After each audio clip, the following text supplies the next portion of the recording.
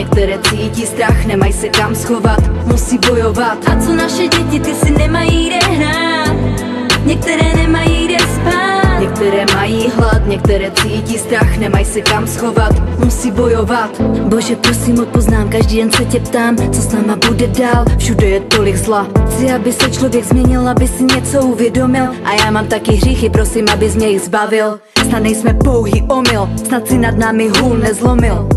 Prosím, odpusť, něco ti povím, chci ti upřímně říct promiň. Stydím se za nás, chce se mi řát, chce se mi plakat. A plaču vždycky, když to vidím, jak naše děti trpí, jak zvířata se dusí, jak planeta se ničí. A je to právě člověk, který za tohle může. Řekni mi, proč to tak je, proč lidi mají zlé srdce, proč mají prázdné duše, proč ubližují vlastním dětem, proč hlavy hýbou světem, proč láska není čistá, proč je naše duše hříšná. A co naše děti, ty si nemají kde hrát, některé nemají kde spát. Některé mají hlad, některé cítí strach, nemají se kam schovat, musí bojovat. A co naše děti, ty si nemají kde hrát, některé nemají kde spát. Některé mají hlad, některé cítí strach, nemají se kam schovat, musí bojovat.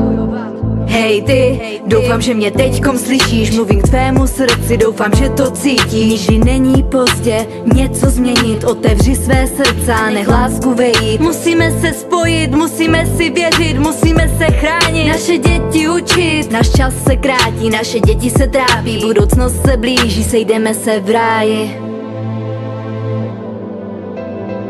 Sejdeme se v ráji.